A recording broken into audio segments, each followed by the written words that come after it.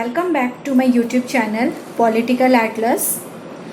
आज मैं international politics का चैप्टर लेकर आई हूँ। ये आपको बीए के थर्ड ईयर में पढ़ना है, ठीक है। तो ये काफ़ी लेंदी चैप्टर है। फर्स्ट चैप्टर है ये अंतर्राष्ट्रीय राजनीति का। इंटरनेशनल पॉलिटिक्स आज हम लोग देखने वाले हैं। तो इसमें मैं 3 टॉपिक्स को डील करूँगी, कॉन्सेप्ट, मीनिंग एंड डिफिनीशन, ठीक है। ये काफ़ी लेंदी चैप्टर है, इसलिए मैंने इसे डिवाइड कर दिया है। सो लेक्चर इसका आज 1 होगा। So let's start our chapter. आज हम लोग देखने वाले हैं अंतर्राष्ट्रीय राजनीति में what is the concept of international politics, यानी अंतर्राष्ट्रीय राजनीति की अवधारणा, मीनिंग ऑफ इंटरनेशनल पॉलिटिक्स, अंतर्राष्ट्रीय राजनीति का अर्थ, और लास्ट है हमारा डिफिनीशन ऑफ इंटरनेशनल पॉलिटिक्स, यानी कि अंतर्राष्ट्रीय राजनीति की परिभाषा, ठीक है। तो ये आपका चैप्टर नंबर 1 आता है इंटरनेशनल पॉलिटिक्स में, और बीए के थर्ड ईयर में आपको पढ़ना ही पढ़ना है। चलिए तो फिर बिना देरी किए समझते हैं इस चैप्टर को। तो आज हम लोग देखेंगे सबसे पहले कॉन्सेप्ट ऑफ इंटरनेशनल पॉलिटिक्स। तो जो अंतर्राष्ट्रीय राजनीति है वह एक विकासोन्मुख विषय है, ठीक है। और इसके अर्थ को लेकर विद्वानों में काफ़ी ज़्यादा मतभेद रहे हैं, क्योंकि ये एक ऐसा टॉपिक है ना, इसको एक ऐसा हम सब्जेक्ट भी बोल सकते हैं कि ये एकदम मतलब धीरे धीरे विकास पे विकास इसका होता चला जा रहा है, और इसलिए इसका कोई सटीक बोल सकते हैं कि मीनिंग नहीं निकल के आ रहा है। और कहीं ना कहीं जो विचारक है या विद्वान है, कई अपने अपने तरीके से इसका डेफिनेशन अलग अलग देते हैं और इसकी मीनिंग को भी अलग अलग तरीके से रखते हैं। तो मैं उन सभी चीज़ों को आज डील करने वाली हूँ। तो अब क्या है ना कि जो अंतर्राष्ट्रीय राजनीति है उसको समझने से पहले हमें यहाँ पे राजनीति यानी जो पॉलिटिक्स है उसको समझना होगा, क्योंकि आप देख रहे हो अंतर्राष्ट्रीय राजनीति, तो इसमें राजनीति भी है। तो जब तक हम राजनीति को नहीं समझेंगे तब तक हम इंटरनेशनल पॉलिटिक्स को नहीं समझ सकते हैं। तो सबसे पहले देखते हैं क्या होता है पॉलिटिक्स। ओके, तो पॉलिटिक्स जो है इसका प्रयोग हम देखते हैं बहुत ज़्यादा हम लोग बोलचाल में भी करते हैं। और ये जो शब्द है ये संस्कृत भाषा का शब्द है, जिसका अर्थ होता है राजा की नीति, ठीक है। यानी राजा जो भी नियम बनाएगा वो हो जाता है पॉलिटिक्स, इसका मतलब। लेकिन अगर हम लोग देखें जनरल, अगर हम लोग देखें वर्तमान समय की बात करें, तो इसका जो अर्थ है और प्रयोग इससे काफ़ी ज़्यादा अलग है और काफ़ी ज़्यादा व्यापक है। क्योंकि अभी हम पॉलिटिक्स को सिर्फ राजा के रूल्स रेगुलेशन को नहीं मान के चल रहे, इससे भी ज़्यादा हम इस अर्थ में, इससे भी ज़्यादा इसका व्यापक अर्थ में राजनीति का प्रयोग अब हम बढ़ चढ़कर कर रहे हैं, ठीक है। तो ये हो गया राजनीति। अब विचारक है उनके अकॉर्डिंग भी देख लेते हैं राजनीति की परिभाषा, ठीक है। क्योंकि आपके एकेडमिक लेवल में क्वेश्चंस आते हैं तो आपको लिखना पड़ता है, तो आप 1-2 जो भी इसमें से देखो लिख सकते हो। तो सबसे पहले रॉबर्ट है, इसके अनुसार मानव समुदायों के ऊपर शासन करने की कला को राजनीति कहते हैं। तो रॉबर्ट जी का कहना है कि मनुष्य जो समुदाय है या मानव का जो समुदाय है, इसके ऊपर जो शासन करने की जो कला होगी उसी को हम राजनीति कहते हैं। अब देखिए, शासन करने की कला का मतलब होता है कि मनुष्य के ऊपर एक आदेश देने वाला कोई व्यक्ति होगा, ठीक है, या मनुष्य कोई आदेश देगा या फिर उनके कार्यों को नियंत्रित करेगा, उनकी जितनी भी प्रक्रियाएं हैं उनको नियंत्रित करने का कोई काम करेगा। इसका मतलब हुआ कि मनुष्य के ऊपर शासन करने की कला को हम राजनीति कहते हैं, ताकि वह व्यक्ति के जितने भी कार्य हैं उसको कंट्रोल में कर सके और उसको आदेश दे सके, ठीक है। यही हो गया पॉलिटिक्स का मतलब। इस तरह से हम देखते हैं कि जो पॉलिटिक्स है इसका विषय क्षेत्र काफ़ी ज़्यादा हो जाता है, क्योंकि व्यक्ति जो भी कार्य कर रहा है, चाहे वह मंदिर में है, चाहे वो कोई फर्म में काम कर रहा है, चाहे वो घर में हो, तो कहीं ना कहीं उस पर राजनीति आ ही जाती है, उस पर शासन करने की कला यहाँ पे उसके ऊपर आ ही जाती है। तो रॉबर्ट के अकॉर्डिंग हो गया कि मानव समुदायों के ऊपर शासन करने की कला को राजनीति कहते हैं। नेक्स्ट है जॉर्ज कैटलिन। इनका कहना है कि समस्त राजनीति स्वभावतः शक्ति और संघर्ष से संबंधित है। यानी जितनी भी पॉलिटिक्स होंगी, जितनी भी राजनीति होंगी, वो सभी कुछ शक्ति यानी पावर और कॉन्फ्लिक्ट, 2 चीज़ से जुड़ी है। All politics is by it's nature power politics, ठीक है। यानी कि ये शक्ति और संघर्ष से ही जुड़ी हुई है, जॉर्ज कैटलिन का कहना है। नेक्स्ट है मैक्स वेबर। तो इनका कहना है कि राजनीति का अर्थ शक्ति के लिए संघर्ष अथवा उन लोगों को प्रभावित करने की कला जिसके हाथों में सत्ता है। इनका कहने का मतलब है कि राजनीति का अर्थ हुआ कि शक्ति के लिए संघर्ष है या उन लोगों को प्रभावित करने की कला, यानी कि जिसके हाथों में सत्ता होती है। कौन? रूलर्स, जो रूल करते हैं, जो रूलर्स होते हैं, जो शासक होते हैं, जिनके हाथों में पावर होती है, वही यहाँ पे राजनीति को यूज़ करते हैं, देखा जाए तो प्रयोग में लाते हैं, और ये एक शक्ति के लिए संघर्ष है, ठीक है। और ये भी कहते हैं मैक्स वेबर कि परस्पर राज्यों के बीच जो संघर्ष चलता रहता है अथवा विभिन्न राज्यों के भीतर विभिन्न संगठित समुदायों के बीच होने वाला संघर्ष दोनों ही राजनीति के अंतर्गत आते हैं। कहने का मतलब है कि परस्पर राज्य यानी कि 2 स्टेट के बीच में अगर कोई संघर्ष चल रहा है, कोई विवाद चल रहा है, किसी भी चीज़ को लेकर, नदी विवाद चल रहा है या फिर कोई भूमि जमीन को लेकर विवाद चल रहा है, संघर्ष चल रहा है, या फिर किसी राज्य के अंदर कोई अगर संगठित समुदाय है, कोई धर्म समुदाय हो गए या फिर कोई अन्य हित को लेके कोई समुदाय है, दो विभिन्न विरोधी दल वाले अगर हो गए, तो उनके बीच में अगर यहाँ पे कोई चीज़ को लेके विवाद उत्पन्न हो गया तो संघर्ष होगा। तो संगठित समुदायों के बीच होने वाले संघर्ष और दो राज्यों के बीच होने वाले संघर्ष, ये दोनों ही राजनीति के अंतर्गत आएंगे। यानी एक स्टेट के अंदर होने वाले विभिन्न लोगों के बीच में संघर्ष और एक स्टेट का दूसरे स्टेट के साथ कोई भी अगर चीज को लेकर विवाद हो रहा है तो वो भी संघर्ष राजनीति के अंतर्गत आते हैं। मैक्स वेबर का ये कहना है। क्लियर हो रही है बातें? तो मैक्स वेबर के अनुसार यहाँ पे जो राजनीति है उसका शक्ति के साथ ज्यादा संबंध जुड़ा हुआ है और सभी व्यक्ति है जो सभी समूह है अपने हित को लेकर आगे बढ़ते हैं, हित की क्या बोल सकते हैं उसको आगे वृद्धि करना चाहते हैं और सभी चाहते हैं कि केवल राष्ट्रीय स्तर पर ही बल्कि अंतर्राष्ट्रीय स्तर पर भी अपने आप को ऊंचा कर सके, अपने हितों को ऊंचा कर सके, इसलिए यहाँ पे शक्ति के लिए संघर्ष होता है। ऐसा कहना है मैक्स वेबर का। ओके, क्विंसी राइट का कहना है कि राजनीति एक ऐसी कला है जिसके द्वारा प्रत्येक समूह दूसरे समूहों पर किसी न किसी तरह नियंत्रण रखकर हितों को निरंतर आगे बढ़ाने का प्रयास करता है। तो क्विंसी राइट बोल रहे हैं कि जो राजनीति है एक ऐसी कला हो जाती है, प्रक्रिया हो जाती है जिससे एक समूह दूसरे समूह को किसी न किसी तरह से अपने वश में रखने या अपने कंट्रोल में रखने के लिए कार्य करती है और इसके लिए इसलिए करती है ताकि वे अपने जो भी हित हैं या अपने लक्ष्य हैं उसको वो आगे से आगे बढ़ा सके और उसको प्राप्त कर सके। ठीक है, ऐसा कहना है क्विंसी राइट का। इस प्रकार स्पष्ट होता है कि राजनीति के लिए तीन बातें जरूरी होती है और वो कौन है तीन बातें? सबसे पहला है कि समुदायों का अस्तित्व, यानी कि यहाँ पे ग्रुप्स का होना काफ़ी ज़्यादा जरूरी है। अगर ग्रुप ही नहीं होंगे तो यहाँ पे कुछ भी समझ में नहीं आएगा कि किस लिए शक्ति के लिए संघर्ष हो रहा है या किसके हित हो रहे हैं, कुछ भी क्लियर नहीं होगा। तो यहाँ पे existence of group is must necessary. Second one is समुदायों के बीच मतभेद, यानी कि जो भी ग्रुप्स होंगे उसके बीच में डिसआर्गुमेंट होना जरूरी है। ठीक है, विवाद होंगे तभी तो संघर्ष होगा ना, विवाद ही नहीं होंगे तो संघर्ष क्या होगा। और थर्ड है कि कुछ समुदायों द्वारा अन्य समुदायों के कार्यों को नियंत्रित करने का प्रयास, यानी कुछ ऐसे ग्रुप्स होते हैं जो दूसरे ग्रुप को इन्फ्लुएंस करने की कोशिश करते हैं या फिर उसको कंट्रोल करने की कोशिश करते हैं और इसके लिए भी एफर्ट्स लगाते हैं। ठीक है, तो इस तरह से देखा जाए तो राजनीति के लिए तीन बातें यहाँ पे जरूरी है। आप इन तीन बातों को नोट कर लो, काफ़ी इंपॉर्टेंट है। तो दूसरे शब्दों में हम कह सकते हैं कि जो राजनीति है वह समूहों, उसमें असहमति और उनके कार्यों से उत्पन्न होने वाली कोई घटना या प्रक्रिया है। फिर शक्ति प्राप्ति के लिए किया गया संघर्ष ही राजनीति का मूल है। और तीसरा है कि शक्ति की अनुपस्थिति में अगर शक्ति नहीं होगा तो हम राजनीति की कल्पना बिल्कुल नहीं कर सकते हैं। इसलिए कभी कभी राजनीति को शक्ति का संघर्ष यानी स्ट्रगल फॉर पावर भी कहा जाता है। ये काफ़ी इंपॉर्टेंट है। अगर हम अंतर्राष्ट्रीय राजनीति पढ़ रहे हैं तो पावर यहाँ पे बार बार आएगा ही आएगा। ठीक है, और आगे फर्दर आप देखो तो चैप्टर पावर पे चैप्टर भी है, कॉन्फ्लिक्ट पे भी चैप्टर है और आपका जो इंटरेस्ट है उस पर भी चैप्टर है। तो बट अभी हम वहाँ नहीं जा रहे हैं, अभी हम यही समझ रहे हैं इंटरनेशनल पॉलिटिक्स में। तो ये बातें आई होप आपको क्लियर हो रही होंगी। तो यहाँ से हमारा जो राजनीति जो पॉलिटिक्स है वो समझ में आपको आ गया होगा। चलिए आगे देखते हैं क्या है। अब हम लोग मेन टॉपिक में आ जाते हैं कि अंतर्राष्ट्रीय राजनीति का अर्थ क्या है। What is the meaning of international politics. ये आपको एकेडमिक लेवल में क्वेश्चंस आते हैं, हर बार आता है कि आप अंतर्राष्ट्रीय राजनीति से क्या समझते हो, इसकी अर्थ क्या है। ठीक है, अब हम देखते हैं कि राजनीति का अर्थ तो हम समझ लिए हैं, स्पष्ट कर लिए हैं। अब इसके बाद अंतर्राष्ट्रीय राजनीति के अर्थ और इसके परिभाषा को हम अच्छी तरह से समझ सकते हैं। सरल अर्थ में देखिए तो राष्ट्रों के मध्य पाई जाने वाली राजनीति को अंतर्राष्ट्रीय राजनीति समझ लेते हैं।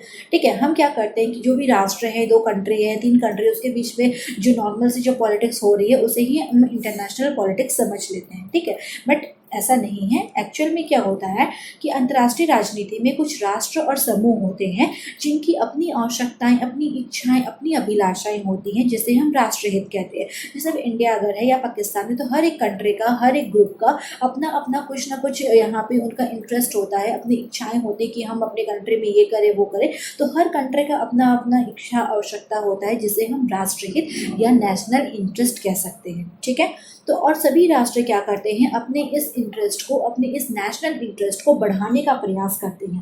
क्लियर हो रही है बातें? नेशनल इंटरेस्ट को बढ़ाने का प्रयास करते हैं और उसकी वृद्धि में लग जाते हैं। हर तरह के जितने भी उपाय हैं उसको अपनाने की कोशिश करते हैं। और जब ये राष्ट्रहित के में लग जाते हैं तो कहीं ना कहीं उनके बीच में विवाद भी उत्पन्न होता है और संघर्ष भी होता ही होता है। ठीक है, तो हम यहाँ कह सकते हैं कि अंतर्राष्ट्रीय राजनीति एक ऐसी प्रक्रिया है जिसमें प्रत्येक राष्ट्र शक्ति के माध्यम से अपने अंतर्राष्ट्रीय संबंधों को इस प्रकार व्यवस्थित करता है कि इससे अधिक उसे लाभ हो और उसके राष्ट्रीय हितों की वृद्धि हो सके। कहने का मतलब है कि इंटरनेशनल पॉलिटिक्स एक ऐसा प्रोसेस बन जाता है जिसमें हर एक राष्ट्र मतलब जो भी राष्ट्र है, प्रत्येक राष्ट्र पावर के माध्यम से अपने जितने भी संबंध हैं, अंतर्राष्ट्रीय संबंध है, जो रिलेशन होते हैं एक कंट्री का दूसरे कंट्री के साथ, उसके जो वैदेशिक संबंध होते हैं, उसको इस तरह से वो सिस्टमैटिक वे में रखता है ताकि वो अधिक से अधिक लाभ को प्राप्त कर सके, प्रॉफिट कर सके। कोई भी राष्ट्र नहीं चाहेगा कि जब वो इंटरनेशनल रिलेशन बना रहा है, इंटरनेशनल लेवल पर अगर रिलेशन बना रहा है तो वो नहीं चाहेगा कि उसको लॉस हो। हर राष्ट्र यही चाहेगा कि हम अपने जब रिलेशन को बना रहे हैं तो सिस्टमैटिक वे में रखें और अपनी कंट्री को हम प्रॉफिट दें। ठीक है, कोई भी राष्ट्र नहीं चाहेगा कि हमें लॉस हो, हमारी जनता को लॉस हो। तो सभी इस चीज़ को हम सामने रखते हैं, सिस्टमैटिक वे में रखेंगे और उसे अधिक से अधिक लाभ हो सके ताकि उसका जो नेशनल इंटरेस्ट है वो और ज़्यादा बढ़ सके और जो वृद्धि हो सके। क्लियर हो रही है बातें? ये है इंटरनेशनल रिलेशन का मेन अर्थ। ओके, चलिए सरल अर्थ में और भी कुछ दिया हुआ वो भी देख लेते हैं। दूसरे शब्दों में अंतर्राष्ट्रीय क्षेत्र में विभिन्न राष्ट्र अपने हित साधन के लिए आपसी संबंधों में संघर्ष की जिस स्थिति में रहते हैं उसी का अध्ययन अंतर्राष्ट्रीय राजनीति के विषय वस्तु है। यानी विभिन्न राष्ट्र अपने हित साधन के लिए लगे हुए हैं और संघर्ष करेंगे, तो संघर्ष जब करेंगे तो उसका अध्ययन हम करेंगे, तो उसका अध्ययन अंतर्राष्ट्रीय राजनीति में ही करेंगे। ठीक है, फॉरेन पॉलिसी सब हम इंटरनेशनल पॉलिटिक्स में ही पढ़ेंगे, कहीं जाके हम आपका इंडियन थिंकर या वेस्टर्न थिंकर में नहीं पढ़ेंगे या पॉलिटिकल थ्योरी में नहीं पढ़ेंगे। ये सभी चीज़ों को हमें इंटरनेशनल रिलेशन में ही, इंटरनेशनल पॉलिटिक्स में ही पढ़ना होगा। ओके, तो ये हो गया इंटरनेशनल पॉलिटिक्स का मीनिंग। थोड़ा सा और है, देखते हैं क्या है। इस प्रकार अंतर्राष्ट्रीय राजनीति के प्रसंग में जो हमारा राष्ट्र होगा, जो नेशन होगा, वो समुदाय बन जाएगा, यानी ग्रुप कहलाएगा, और उसकी जो आवश्यकताएं हैं, इच्छाएं हैं, अभिलाषाएं हैं, वह यहाँ पे राष्ट्रहित यानी कि नेशनल इंटरेस्ट बन जाएगी। और राष्ट्रों के बीच में जो असहमति उत्पन्न हो रहा है, जो विरोध उत्पन्न हो रहा है, जो उनके बीच में एक समानता उत्पन्न नहीं हो रही है, जो विरोध उत्पन्न हो रहा है, वह संघर्ष कहलाएगा यानी कॉन्फ्लिक्ट। तो तीन टर्म यहाँ पे हमारे बीच में हमारे साथ आ जा रहे हैं, अब देख लो। तो लेकिन शक्ति, इसमें अगर हम देखें शक्ति का जो तत्व है यानी जो पावर का एलिमेंट है, ठीक है, पावर एलिमेंट है वो यहाँ पे ज्यों का त्यों रहता है। मतलब जैसा राष्ट्रीय स्तर पर है वही अंतर्राष्ट्रीय स्तर पर, कोई यहाँ पे पावर का यहाँ पे जो रोल है कोई भी यहाँ पे थोड़ा मोड़ा चेंज नहीं होता है। अर्थात अंतर्राष्ट्रीय राजनीति में शक्ति की, पावर की वही भूमिका होती है जो राष्ट्रीय राजनीति में होती है। तो आप इस तरह से समझिए कि जो नेशनल लेवल का जो पॉलिटिक्स है, इसमें यहाँ पे जो हम पावर की बात कर रहे हैं, जो पावर एलिमेंट है वो एज इट इज़ वही रहेगा जो नेशनल लेवल पे है। क्लियर हो रही है? इंटरनेशनल लेवल में भी वही होगा, चेंज नहीं होगा। इस प्रकार अंतर्राष्ट्रीय राजनीति के तीन महत्वपूर्ण तत्व सामने आते हैं। ये काफ़ी ज़्यादा इंपॉर्टेंट है, आप इसे नोट डाउन बिल्कुल कर लीजिए। मैंने यहाँ पे थोड़ा सा चार्ट टाइप का बनाया है ताकि सर्कल में बनाए, ताकि चीज़ों को मैं क्लियर कर सकूं। ठीक है, तो सबसे पहले अंतर्राष्ट्रीय राजनीति के महत्वपूर्ण तत्व में सबसे पहला आएगा राष्ट्रहित, जिसे हम नेशनल इंटरेस्ट कहते हैं। सेकंड आएगा आपका संघर्ष, जिसे कॉन्फ्लिक्ट कहते हैं। और थर्ड है शक्ति यानी कि पावर। अब देखिए इन तीनों के नीचे में मैंने कुछ लिखा है, तो वो क्या है। तो राष्ट्रहित के लिए क्या बोला कि राष्ट्रहित जो है सबसे इम्पॉर्टेंट हमारा एक तत्व होता है, और अंतर्राष्ट्रीय राजनीति में जो लक्ष्य होगा हमारा, जो हमारा एम होगा, जो ऑब्जेक्टिव होगा, वो राष्ट्रहित होगा। ठीक है, हमें अपने इस ऑब्जेक्टिव को पाना है, तो राष्ट्रहित हमारा ऑब्जेक्टिव हो गया। फिर हमारा इंटरनेशनल रिलेशन का जो नेचर है, जो प्रकृति है, इसे हम बोल सकते हैं कि कंडीशन बोल सकते हैं, तो वो हो जाएगा संघर्ष यानी कि कॉन्फ्लिक्ट। थर्ड शक्ति है, पावर है, और ये जो पावर है ये हो जाएगा मीन्स ऑफ इंटरनेशनल पॉलिटिक्स, यानी कि ये हमारा साधन हो जाएगा। तो किसका साधन होगा, हमें किसकी प्राप्ति है, हमें करना है लक्ष्य की प्राप्ति। ऑब्जेक्टिव हमारा हो जाएगा नेशनल इंटरेस्ट। इस नेशनल इंटरेस्ट को अगर हमें पाना है तो इसके लिए हमें as a means of international politics में अगर साधन के रूप में हमें देखेंगे तो शक्ति के माध्यम से प्राप्त करेंगे। और इस दौरान जो हमारा कंडीशन रहेगा वो संघर्ष होगा, कॉन्फ्लिक्ट होगा। इसी के माध्यम से हम अपने लक्ष्य को, ऑब्जेक्टिव को प्राप्त कर सकते हैं। तो इसलिए अंतर्राष्ट्रीय राजनीति के तीन महत्वपूर्ण तत्व हैं, national interest, conflict and third one is power, राष्ट्रहित, संघर्ष और शक्ति। क्लियर हो रही है बातें? चलिए, काफ़ी ज़्यादा इंपॉर्टेंट है, मैंने बहुत इजी तरीके से समझाने की कोशिश की है। आई होप कि आपको समझ में आ रही होगी। चलिए अब हम आ जाते हैं तीसरे टॉपिक में, और वह है इंटरनेशनल पॉलिटिक्स के डेफिनेशंस पे। तो क्या होती है परिभाषा? एग्जाम में बहुत आते हैं कि अंतर्राष्ट्रीय राजनीति की परिभाषा को लिखो, तो मैंने यहाँ पे 3-4 आई थिंक लिखा है। तो आपको इसमें से जो अच्छा लगे, जो इजी लगे, जो याद करने लायक हो, आप नोट डाउन कर लो। कोई भी लिख सकते हो, कोई बाउंडेशन नहीं है कि आपको इसी का लिखना है। तो सबसे पहला है थॉमसन। इसका कहना है कि राष्ट्रों के बीच छिड़ी प्रतिस्पर्धा के साथ साथ उनके पारस्परिक संबंधों को सुधारने या बिगाड़ने वाली परिस्थितियों और संस्थाओं के अध्ययन को अंतर्राष्ट्रीय राजनीति कहते हैं। ठीक है, ये कहना चाह रहे हैं कि राष्ट्र के बीच में जो प्रतिस्पर्धा छिड़ चुकी है, और जब वो संबंधों को जो अपने जो संबंध भी स्थापित हुए हैं, तो वो तो या फिर अपने संबंधों को सुधारेंगे या फिर उसके थ्रू अपने संबंधों को और ज़्यादा बिगाड़ देंगे। तो जब ऐसी स्थिति उत्पन्न हो जाएगी, तो यहाँ पे जो संस्थाएं होंगी उसका जो हम अध्ययन करेंगे, वह सब कुछ अंतर्राष्ट्रीय राजनीति के अंतर्गत आएगा, इसलिए इसे अंतर्राष्ट्रीय राजनीति कहते हैं।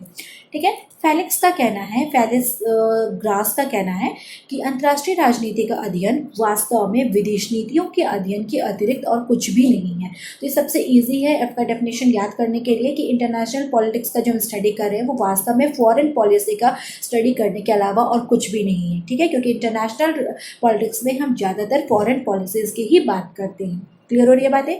थर्ड है मॉर्गेनथाउ। मॉर्गेनथाउ तो काफ़ी इंपॉर्टेंट थिंकर है इंटरनेशनल पॉलिटिक्स में, इसका बार बार आपका नाम आएगा ही, आप देख लेना।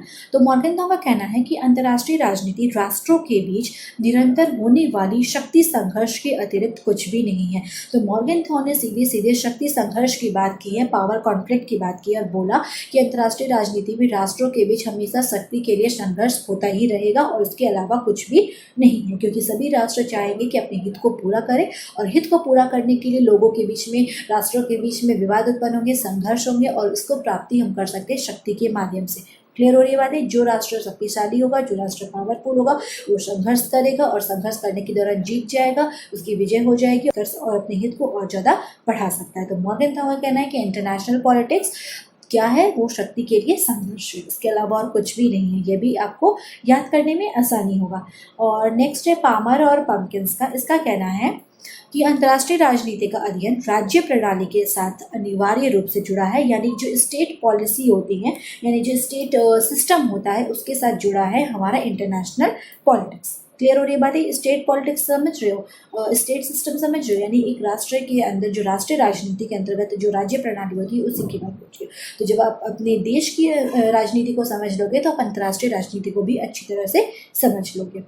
तो इस तरह हम बोल सकते हैं कि अंतर्राष्ट्रीय राजनीति उस प्रक्रिया का नाम है, उस प्रोसेस का नाम है, जिससे विभिन्न राष्ट्र अपनी नीतियों और कार्यों के जरिए अपने उन राष्ट्र हितों की सिद्धि के लिए बराबर कोशिश में लगे रहते हैं या कोशिश करते रहते हैं, जो दूसरे देशों के राष्ट्र हितों से टकराते हैं। अब देखिए, हर राष्ट्र का, प्रत्येक राष्ट्र का अपना अपना नेशनल इंटरेस्ट होता है। तो सभी राष्ट्र जब अपने नेशनल इंटरेस्ट को आगे बढ़ाना चाहेंगे, उसकी वृद्धि करना चाहेंगे, तो कहीं ना कहीं दो राष्ट्र के जो इंटरेस्ट आपस में टकराएंगे ही टकराएंगे। तो इनका टकराना स्वाभाविक है, संघर्ष होना स्वाभाविक है, और जो राष्ट्र शक्ति के माध्यम से अपने संघर्ष को